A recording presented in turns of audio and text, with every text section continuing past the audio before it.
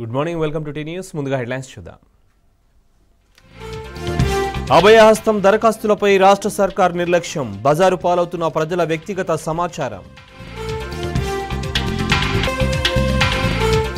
కాంగ్రెస్ ప్రజల విశ్వాసాన్ని కోల్పోయిందన్న కేటీఆర్, హామీల అమలుపై కావాలనే కాలయాపన చేస్తోందని ఫైర్. తెలంగాణ హక్కుల కోసం పోరాడేది బీఆర్ఎస్ఏ, పార్లమెంట్ ఎన్నికల్లో పట్టం కట్టాలన్న గులాబీ నేతలు. అనుమతులు లేకుండానే రాయలసీమ లిఫ్ట్ నిర్మాణం, సీఎం రేవంత్ అడ్డుకోవాలని ఎమ్మెల్సీ కవిత డిమాండ్.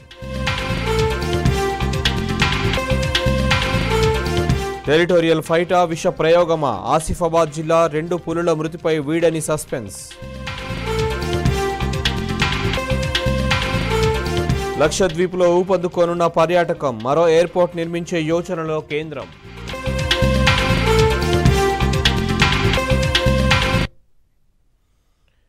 ప్రజల వ్యక్తిగత సమాచారం బజారు పాలవుతోంది. ప్రజాపాలన అప్లికేషన్లు కంప్యూటరీకరణను ప్రభుత్వం ప్రైవేటు వ్యక్తులకు అప్పగించడంతో ఆధార్, రేషన్ కార్డుల వివరాలు ప్రమాదంలో పడుతున్నాయి. ఇప్పటికే రెచ్చిపోతున్న సైబర్ నేరగాళ్ల చేతికి వెళ్తే మరిన్ని నేరాలు పెరిగే అవకాశం ఉంది. దీంతో అసలు వ్యక్తిగత డేటాకు ప్రభుత్వం ఇచ్చే గ్యారంటీ ఏదని ప్రజలు ఆందోళన వ్యక్తం చేస్తున్నారు.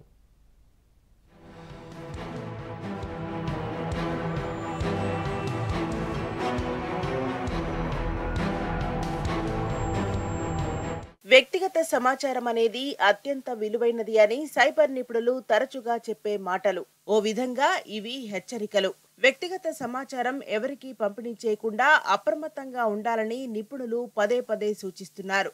అయినప్పటికీ సైబర్ నేరగాళ్లు చిన్న ఏమరపాటును అదునుగా చేసుకుని వ్యక్తిగత డాటా ఆధారంగా కేవలం పోలీస్ కమిషనరేట్ల పరిధిలో రోజు 2 కోట్ల రూపాయల విలువైన సొమ్మును కాజేస్తున్నారు. ఈ నేపథ్యంలో ప్రజలను అప్రమత్తం చేయాల్సిన ప్రభుత్వమే ప్రజల వ్యక్తిగత వివరాలను భద్రపరచడంలో నిర్లక్ష్యం వహిస్తోంది.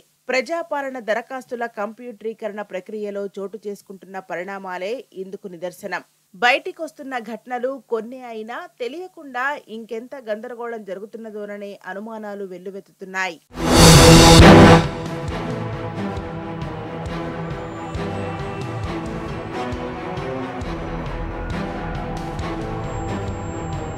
అభయహస్తం హామీల అమలు కోసం దరఖాస్తుల స్వీకరణ చేపట్టిన కాంగ్రెస్ ప్రభుత్వం వాటిని కంప్యూటరీకరించడంలో ఎలాంటి విధి విధానాలను జారీ చేయలేదు. చివరకు జీహెచ్ఎంసీ సైతం ఇదే బాటలో నడవడంతో ఒక్కో జోన్లో ఒక్కో రీతిన ఈ ప్రక్రియ నిర్వహిస్తోంది. 3500 మంది డాటా ఎంట్రీ ఆపరేటర్లకు జీహెచ్ఎంసీ శిక్షణ ఇచ్చింది. హైత్ నగర్ సర్కిల్ కు వచ్చిన 83,563 దరఖాస్తులను కంప్యూటరీకరించేందుకు 122 మంది ఆపరేటర్లను కేటాయించారు. కూకట్పల్లిలో ఉన్న ధర్మేందర్ ఏజెన్సీకి దరఖాస్తులను పంపారు. పైగా వాటిని ర్యాపిడోకి ఇచ్చి తరలించారంటే అధికారుల నిర్లక్ష్యం ఏ స్థాయిలో ఉందో అర్థం చేసుకోవచ్చు. గాలికి పోయిన దరఖాస్తులన్నీ తమకు చేరాయని అధికారులు ప్రకటిస్తున్నా దీనిని ధృవీకరించేదెవరు? కుత్బుల్లాపూర్ పరిధిలోనూ బయటకొచ్చిన వీడియోలు అందరినీ మరింత విస్మయానికి గురిచేశాయి. కొందరు ప్రైవేటు వ్యక్తులు, విద్యార్థులు సర్కిల్ కార్యాలయం నుంచి 100 చొప్పున దరఖాస్తులను కట్టలు కట్టుకుని తమ ఇళ్లకు తీసుకుపోతున్న దృశ్యాలు కనిపించాయి. ఇదేమంటే తాము ఇంట్లోనే కంప్యూటరీకరిస్తున్నట్టు వారు సమాధానమిచ్చారు. ఇలా ఒక్కో జోన్ పరిధిలో ఒక్కో విధంగా కంప్యూటరీకరణ ప్రక్రియ జరుగుతోంది. పైగా కొన్ని చోట్ల కాలేజీ విద్యార్థులకు ఇస్తే వారు తమ ఫోన్లలోనే వివరాలను నమోదు చేస్తున్నారు.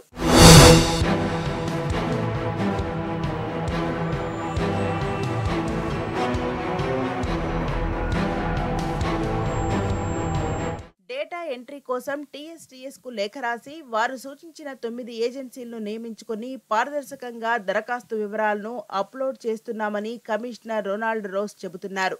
ఎక్కడికక్కడ జోనల్, సర్కిల్ కార్యాలయాల్లో కంప్యూటరీకరిస్తున్నట్టు ప్రకటించారు.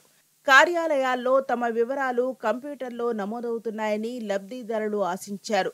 కానీ డిప్యూటీ కమిషనర్ రవీందర్ కుమార్ పరిధి దాటి ఏ దేశాల మేరకు హైత్ నగర్ సర్కిల్ దరఖాస్తులను కూకట్పల్లికి పంపించారో అన్న దానిపై సమాధానం చెప్పలేకపోతున్నారు. Team leader tax valuation officer M Mahender పై వేటు వేసి అసలు కారణమైన డీసీ వ్యవహారంలో మాత్రం పట్టనట్టు ఉండటం విమర్శలకు తావిస్తోంది. కుత్బుల్లాపూర్ సర్కిల్ 25లో టీమ్ లీడర్ గా ఉన్న భార్గవ నారాయణకు నోటీసులతో సరిపెట్టారు.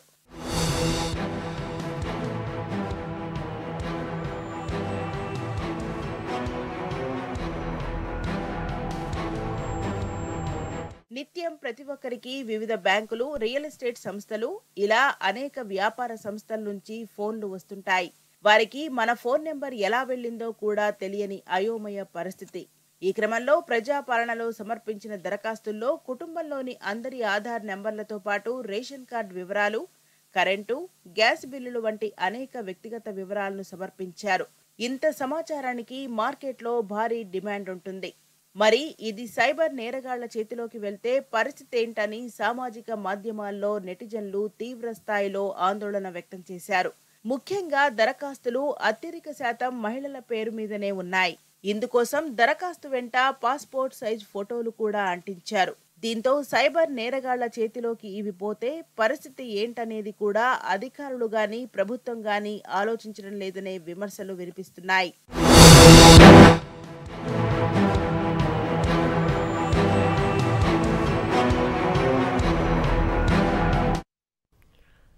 BRS working president KTR Congress తీరును మరోసారి ఎండగట్టారు. ప్రజలకు ఇచ్చిన వాగ్దానాలను నిలుపుకునే నిజాయితీ, చిత్తశుద్ధి ఆ పార్టీకి లేదని చురకలంటించారు. ప్రజల విశ్వాసాన్ని స్వల్ప కాలంలో కోల్పోయే లక్షణం హస్తం పార్టీ సొంతమని తేల్చి చెప్పారు. కేసీఆర్ అధికారంలో ఉండడం కన్నా ప్రతిపక్షంలో ఉండడమే కాంగ్రెస్కు ప్రమాదకరమని ఆయన కుండబద్దలు కొట్టారు.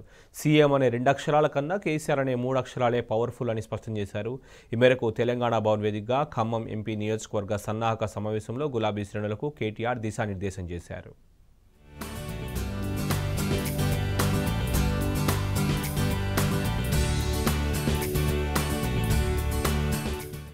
నెల రోజుల పాలనలో తెలంగాణ ప్రజలకు కాంగ్రెస్ సర్కార్ చేసిందేమీ లేదు. 6 గ్యారంటీలు ఇప్పటిదాకా అమలు కాలేదు. ఈ నేపథ్యంలో కాంగ్రెస్ తీరుపై నిప్పులు చెరిగారు BRS working president KTR. Telangana Bhavan వేదికగా ఖమ్మం ఎంపీ నియోజకవర్గ సన్నాహక సమావేశంలో పాల్గొన్న ఆయన గులాబీ శ్రేణులకు దిశానిర్దేశం చేశారు.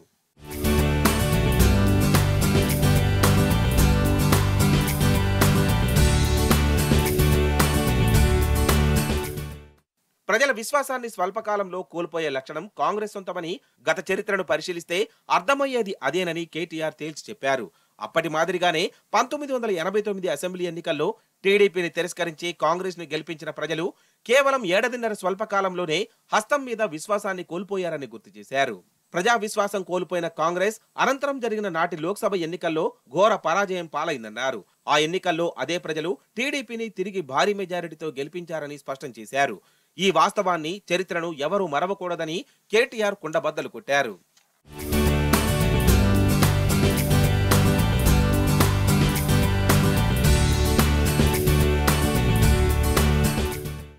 ప్రజలకు ఇచ్చిన వాగ్దానాలను నిలుపుకునే నిజాయితీ, చిత్తశుద్ధి కాంగ్రెస్ కు ఉండదని మండిపడ్డారు కేటీఆర్. రాష్ట్రంలో కాంగ్రెస్ ప్రభుత్వం ఏర్పాటై నెల దాటిందని గుర్తు చేశారు. అధికారంలోకి వచ్చిన తెల్లారి నుంచే వాగ్దానాలు అమలు చేస్తామని ప్రకటించిన హస్తం పార్టీ ఎస్సీ, ఎస్టీ, బీసీ, ఇతర వర్గాలకు ఇచ్చిన హామీల అమలులో కాలయాపన దిశగా అడుగులేస్తోందని దుయ్యబట్టారు. ఇందుకు కాంగ్రెస్ నెల రోజుల పాలన పోకడలే సాక్ష్యమని ఎండగట్టారు ఆయన.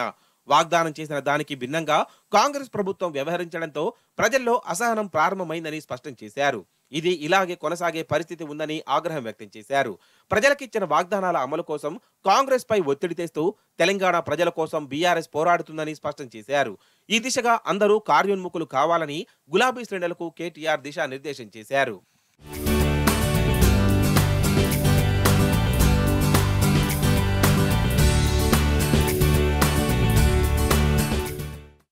అధికారంలో ఉన్నప్పటికన్నా ప్రతిపక్షంలో ఉంటేనే మరింత పోరాట పటిమ చూపగలమన్నారు కేటీఆర్. మనమంతా ఉద్యమంలో గట్టిగా పోరాడిన వాళ్లమేనని గుర్తు చేశారు. మొన్నటి అసెంబ్లీ సమావేశాల్లో బీఆర్ఎస్ పోరాట పటిమను తెలంగాణ ప్రజలు చూశారని, రానున్న రోజుల్లో కేసీఆర్ అసెంబ్లీకొస్తే ఇంకా ఎలా ఉంటుందో ఊహించుకోవాలన్నారు. కేసీఆర్ అధికారంలో ఉండడం కన్నా ప్రతిపక్షంలో ఉండడమే కాంగ్రెస్ కు ప్రమాదకరమని తేల్చి చెప్పారు. సీఎం అనే 2 అక్షరాల కన్నా కేసీఆర్ అనే 3 అక్షరాలే పవర్ఫుల్ అని స్పష్టం చేశారు. ఫిబ్రవరిలో కేసీఆర్ ప్రజల మధ్యకు వస్తారని చెప్పారు. పార్లమెంటు నియోజకవర్గాల సమీక్షలు ముగియగానే అసెంబ్లీ నియోజకవర్గాల సమీక్షలు ఉంటాయన్నారు. త్వరలోనే రాష్ట్ర, జిల్లా కమిటీలు ఏర్పాటు చేస్తున్నామని తెలిపారు. ప్రతి 2-3 నెలలకోసారి అన్ని కమిటీలు సమావేశాలు క్రమం తప్పకుండా ఏర్పాటు చేస్తామన్నారు కేటీఆర్.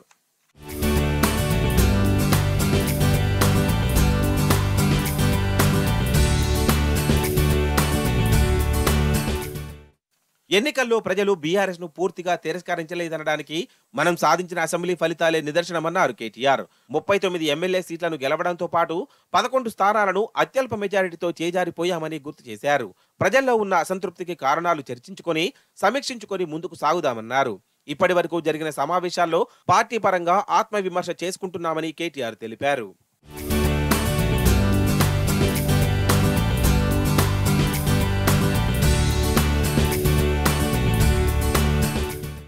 తెలంగాణ ప్రజల ఆకాంక్షలకు రాజకీయ అస్తిత్వంగా నిలిచిన బీఆర్ఎస్ కేసీఆర్ నాయకత్వంలో తెలంగాణను గెలిపించిందన్నారు కేటీఆర్. 10 ఏళ్ల అనతి కాలంలోనే దేశానికే ఆదర్శంగా నిలబెట్టిన ఘనత కేసీఆర్దేనన్నారు. తెలంగాణ గలం బలము బీఆర్ఎస్ఏనని మరోసారి స్పష్టం చేశారు. రాబోయే ప్రతి అడుగులో కేసీఆర్ దళంగా ఐకమత్యంతో ముందుకు సాగుదామని పిలుపునిచ్చారు. తెలంగాణ సాధించిన ఘనతకు ప్రతిష్టకు వెలుగొందుతున్న ప్రభకు ఏమాత్రం భంగం కలిగించకుండా చూసుకోవాల్సిన బాధ్యత కూడా నిబద్ధత కలిగిన బీఆర్ఎస్ శ్రేణులదేనన్నారు. నాడు తెలంగాణ సాధించుకున్న ఉద్యమ స్ఫూర్తితో నిన్నటిదాకా సాధించిన ప్రగతిని తిరిగి నిలబెట్టుకుందామన్నారు. రాబోయే పార్లమెంటు ఎన్నికల్లో బీఆర్ఎస్ ను గెలిపించుకుందామని కేటీఆర్ పిలుపునిచ్చారు.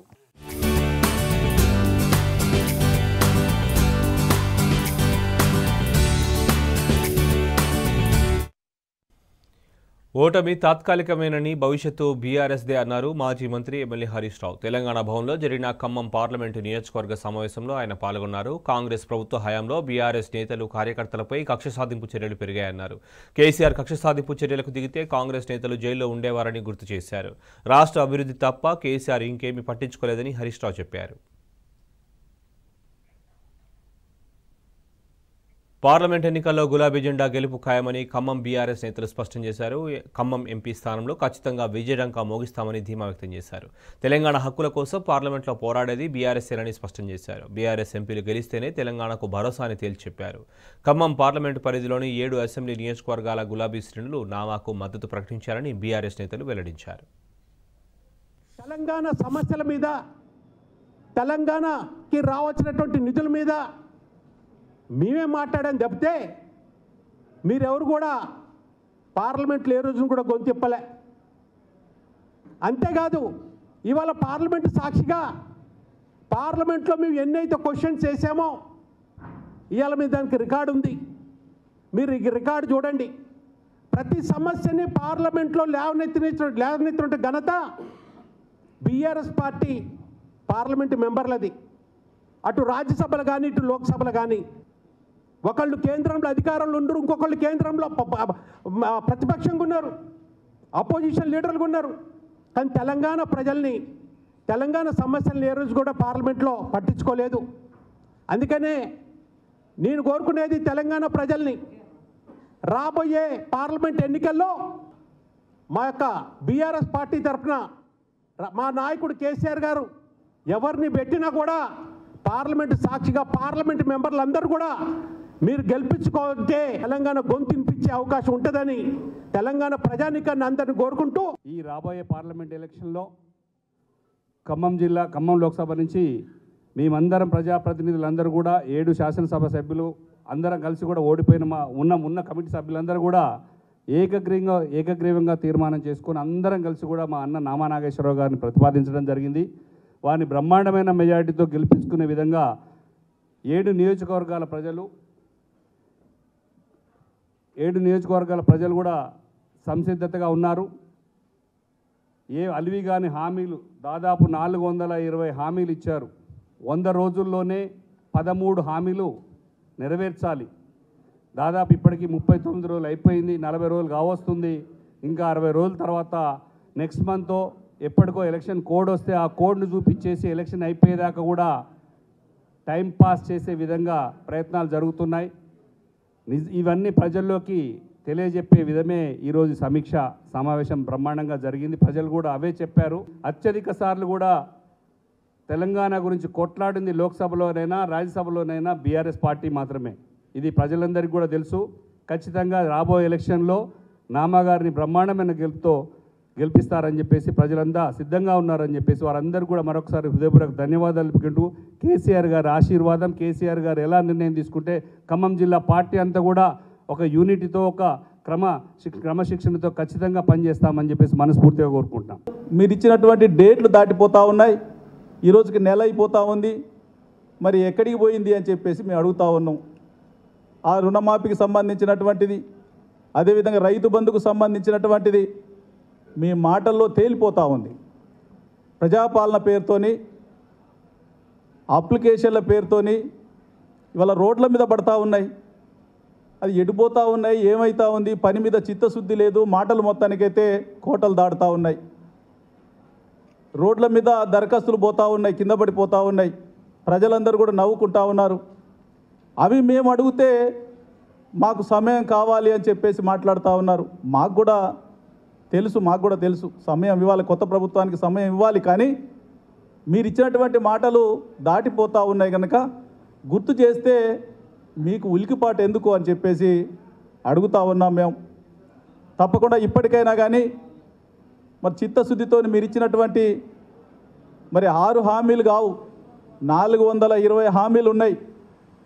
మరి ప్రజల పక్షాన ప్రశ్నిస్తే మరి మీకు ఆ ఉలికిపాటు ఎందుకు అని చెప్పేసి మేము అడుగుతా ఉన్నాం. నామా నాగేశ్వరరావు గారిని తిరిగి అభ్యర్థిగా నిలపాలని చెప్పి కోరుతూ ఈరోజు ఖమ్మం పార్లమెంటరీ సమీక్షలో యావత్ నాయకత్వం ముక్తకందంతో చెప్పడం జరిగింది. తప్పనిసరిగా ప్రజల పక్షాన మాకు ఇచ్చిన బాధ్యతని నెరవేరుస్తూ ప్రజాక్షేత్రంలో మేము ఎవరూ కూడా ఐదారపడే వాళ్ళం కాదు. గెలుపోవటంలో కూడా సమాజంగానే తీసుకుని రెండింటిని కూడా స్వీకరించి ప్రజా జీవితంలో తప్పనిసరిగా ప్రజల తరపున పోరాడే ఒక మనోధైర్యాన్ని ఈ సమావేశం యావత్తు నాయకత్వం కార్యకర్తలను ఒక ప్రతిజ్ఞగా తీసుకొని ఈరోజు ఏదైతే కాంగ్రెస్ పార్టీ హామీలు ఇచ్చిందో మరి కొంత వాటికి టైం ఇస్తూనే మరి ఎన్నికల కోడ్ పేరుతో వాయిదా వేయకుండా ఈ కాలయాపనకు మంత్రివర్గం యొక్క ఉపసంఘాన్ని వేసి మరి అది సమీక్షల పేరుతో ఎన్నికల కోడ్ వచ్చేంత వరకు జరుపుతామని చెప్పి ప్రజల్లో కూడా అనుమానం ఉంది. తప్పనిసరిగా ఎన్ని సమస్యల్ని టైం ఇస్తూనే ఎప్పటికప్పుడు ప్రభుత్వానికి గుర్తు చేస్తూనే ప్రజల తరపున అందరం కూడా ఐక్యంగా పోరాడి ఖమ్మం పార్లమెంటు స్థానంలో పోయినసారి కూడా జిల్లాలో ఖమ్మం పార్లమెంటు పరిధిలో ఇదే రకమైన ఫలితాలు వచ్చినాయి. అయినప్పటికీ పార్లమెంట్ ఎన్నికల్లో నామా గారిని ప్రజలు పెద్ద ఎత్తున దీవించారు. రేపు తప్పనిసరిగా అదే రకమైన విశ్వాసం మా అందరికి ఉంది. బీఆర్ఎస్ పార్టీయే తెలంగాణకి బలం, గళం, దళం అని చెప్పి ఏదైతే మాట అన్నారో అది 100% నామా నాగేశ్వరరావు గారి రూపంలో గత 5 సంవత్సరాలు బీఆర్ఎస్ పార్టీ పార్లమెంటరీ పార్టీ నాయకుడిగా వారు బీఆర్ఎస్ గళాన్ని, తెలంగాణ గళాన్ని మరి బలంగా విలిపించిన వ్యక్తి.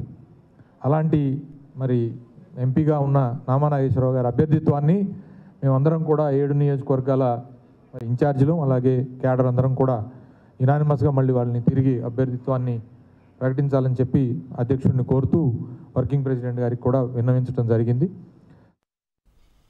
కాంగ్రెస్ గ్యారంటీలను అమలు చేయకపోతే కార్యకర్తలు మరో ఉద్యమానికి సిద్ధం కావాలని ఎమ్మెల్సీ కవిత పిలుపునిచ్చారు. ప్రజాపాలన అప్లికేషన్లు ఎందుకు తీసుకున్నారో ఎవరికీ అర్థం కావడం లేదన్నారు. ఇప్పటికే డేటా ఉన్నప్పుడు మళ్లీ అప్లికేషన్లు ఎందుకు తీసుకున్నారని ప్రశ్నించారు. జనవరి 9 వచ్చినా పెన్షన్ల ఊసలేదన్నారు. 200 యూనిట్ల లోపు కరెంటు బిల్లు వస్తే కట్టొద్దని ప్రజలకు సూచించారు కవిత. నాడు పెంచినటువంటి పెన్షన్లు వేయాల్సినటువంటి ప్రభుత్వం జనవరి 9 అవుతుంటే కూడా మరి పెన్షన్ల ఊసెక్కడా లేదు. అక్కడనో ఇక్కడనో 2-3 జిల్లాలల్లో ఉద్యోగస్తులకు జీతాలు వేసిండ్రు, మిగతా జిల్లాలలో ఇంకా జీతాలు కూడా రానటువంటి సందర్భం, రైతు బంధు ఊసులేనటువంటి సందర్భం. ఏమంటున్నారు ఇవన్నీ అడిగితే, అరే నెల రోజులు ఇయ్యరా, 2 నెలలు ఇయ్యరా అంటున్నారు. తప్పకుండా ఇస్తాం, 100 రోజులు కూడా ఇస్తాం. కానీ మేము కోరేది ఒకటే, ఆల్రెడీ 44 లక్షల మందికి ఈ రాష్ట్రంలో కేసీఆర్ గారి హయాంలో పెన్షన్లు ఇస్తూ వచ్చినాం. కేవలం ఎవరికైతే వస్తున్నాయో వాళ్ళకే మీరు పెంచి వేయండి పెన్షన్. దానిలో పనేం లేదు కదా, కొత్తగా డేటా తీసుకునే అవసరం లేదు కదా, అప్లికేషన్ తీసుకునే అవసరం లేదు కదా, దానికి సమయం ఎందుకు? దాన్ని మాత్రం జనవరి 1 నుంచి మీరు పెంచిన పెన్షన్ వేయవలసిందిగా మేము డిమాండ్ చేస్తూ ఉన్నాం. మహబూబ్ నగర్ జిల్లా ప్రజలందరికీ కూడా మేము పిలుపునిస్తూ ఉన్నాం. 200 యూనిట్ల కన్నా తక్కువ మీకు బిల్లు వస్తే కరెంటు బిల్లు కట్టకూరి. మీరు ఎందుకోసం అని చెప్తా ఉన్నాం ఈ మాట అంటే, మీరు కట్టుడెందుకు, వాళ్ళు మళ్ళీ మనకు వాపస్ ఇచ్చుడెందుకు? కట్టకుంటే మంచిగా ఉంటుంది, ప్రభుత్వానికి కూడా ఈజీగా ఉంటుంది. కాబట్టి కట్టకుండా ఉండండి అని కూడా మీ అందరికీ నేను మనవి చేస్తూ ఉన్నాను. ఇట్లా ఒక్కొక్కటి వాళ్ళు చెప్పినవి కొన్ని చేసే ప్రయత్నం చేస్తున్నారు. అందులో ఏమన్నా లోటుపాట్లు ఉంటే తప్పకుండా ప్రభుత్వానికి సూచన చేస్తాం, సమయం ఇస్తాం. 100 రోజుల తర్వాత బీఆర్ఎస్ పార్టీ కార్యకర్తల నాయకులందరూ సిద్ధంగా ఉండాలి. మళ్ళీ మనం ఉద్యమం చేపట్టాల్సి ఉంటుంది. ప్రజలకు సౌకర్యం కలిగే విధంగా ఈ ప్రభుత్వం ఇచ్చినటువంటి మాట నిలబెట్టుకునే విధంగా ప్రజలకు హక్కులు సాధించి పెట్టడానికి వారి పక్షాన పోరడానికి బీఆర్ఎస్ కార్యకర్తలందరూ కూడా సిద్ధంగా ఉండాలని ఈ సందర్భంగా పిలుపునిస్తా ఉన్నాం. ఇవి bulletin updates. Keep watching tea news.